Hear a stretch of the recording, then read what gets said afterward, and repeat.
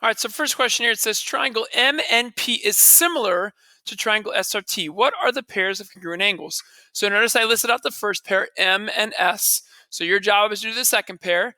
Notice here I have this geometry calculator for you. Cool, so here's the angle symbol. Angle, the next angle is N, will be congruent to, so just find it.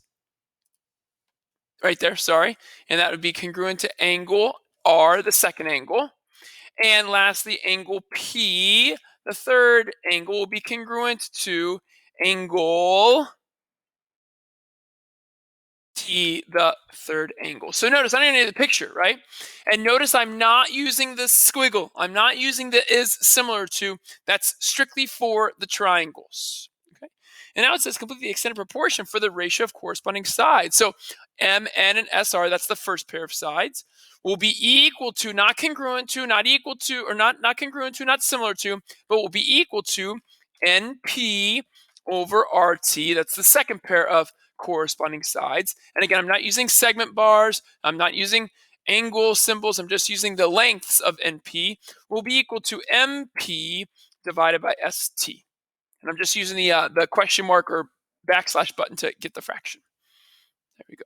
So that's all you're supposed to do. Okay.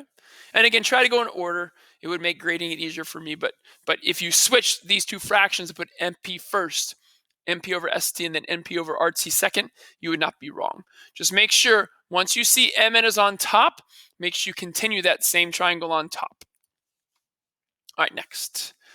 Okay, here we go. So it says triangle DFG is similar to triangle HKM. DFG and then HKM. We need to first identify the scale factor, okay? So to get a scale factor, I need a pair of corresponding sides. So if I look at this picture, I see two sides given here and two sides given here, but only one pair are corresponding, and that pair would be DF and HK. To get the scale factor, I need to put them in a ratio, DF and HK. DF is 30, HK is 18. Simplified fraction, non-repeating decimal is fine, or an ending decimal. I'm going to simplify by dividing by 6, dividing by 6, and this is 5/3. So that scale factor can be 5/3. Now, if you divide 5 by 3, right, you're going to get 1.6 repeated, so you can't use that because it says no rounding. So you got to use 5/3. Now, you could also have done it this way. You could have put HK on top and DF on bottom. That would have been 18 over 30.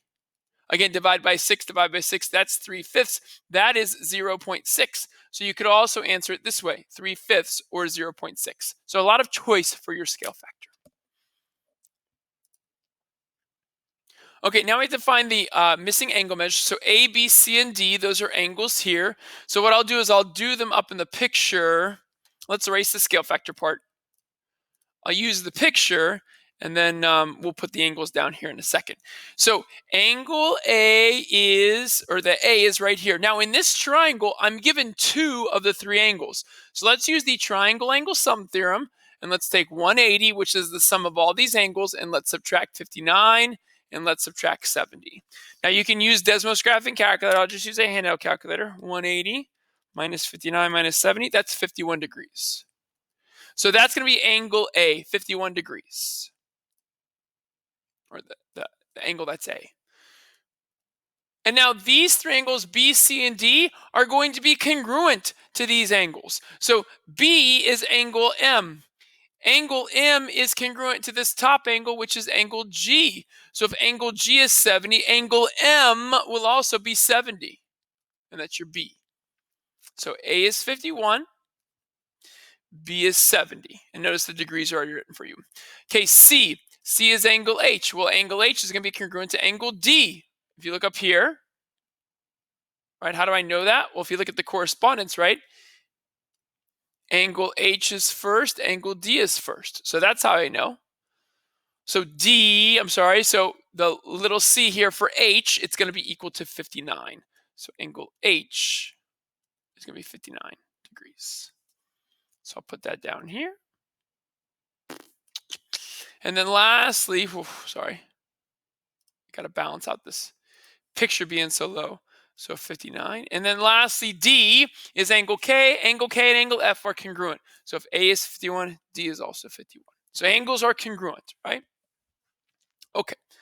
So that's that part. And now we have some side lengths, I believe. So here we go. Identify the missing side lengths. So the E and the F. So again, so I don't have to go back down there. I'll just put the E and F off to the side, right? So what does E equal? What does F equal? Well, now we have to use our scale factor, right? Remember that our scale factor was 5/3 or 3/5. So it just depends on which way you're going. If you're going from big to small, you're going to use 3/5. If you're going from small to big, you're going to use 5/3. So it just depends on what you want to do. So if I want to find E, E is side DG. DG and MH are corresponding. So I know that MH is 15. So which scale factor do I multiply 15 by to get E? Well, I need to make it bigger. So I'm going to take, to get E, I'm going to take 15 and multiply it by 5/3. When I multiply 15 by 5/3, I believe I get 25. Yep. So E is 25. And now I need F. So F is MK. MK's corresponding side is GF, which is 27.5. I need to make 27.5 smaller. So to find F, I'm going to take 27.5 and multiply it by the smaller scale factor of 3/5. And 27.5 times 3 divided by 5 times 3 divided by 5 is 16.5. And there's my F. So notice how I used both scale factors, right, to find the corresponding side just by doing it in the proper order, reciprocally, right? 5/3 or 3/5. And again, that's by me knowing, am I going from a big length to a small length or a small length to a big length? Okay, last problem coming here. Number 3 says a classmate wants to make a scale drawing of the Space Needle, which is located in Seattle, Washington. He decides to use the scale 1 inch equals 50 feet. If the height of the Space Needle in the scale drawing is about 12 inches, what is the approximate actual height of the Space Needle? Be sure to include units in your response. Second drop-down box. Okay, so this is where we need to set up our proportion. So here is our scale. So that's going to be our first proportion or first fraction. 1 inch equals 50 feet. So then the question is, what is the 12 inches? Well, it's the scale drawing length. 12 inches goes here. And they want to know what is the actual, so that's our X, and it's going to be in feet. So if you come over here, that second drop-down box has all these units. You're looking for feet. Now, don't be confused. There's FEET for feet or FT for feet. Either one is acceptable. I don't care what you do. So to solve a proportion, I believe you were taught this back in middle school, you cross multiply. So X times 1 is X, and 50 times 12, just use a calculator. That's 50 times 12, that's 600. And we said that X is going to be in feet. So that answer is 600. Now, sometimes when you cross multiply, you would get a number in front of X. So then you'd have to divide by that number. But this case, it just cross multiplied. X, because X was being multiplied by 1, it's done. All right, so hopefully this section is not too difficult and you do a good job on the homework. All right, if you have any questions, ask me. Good luck.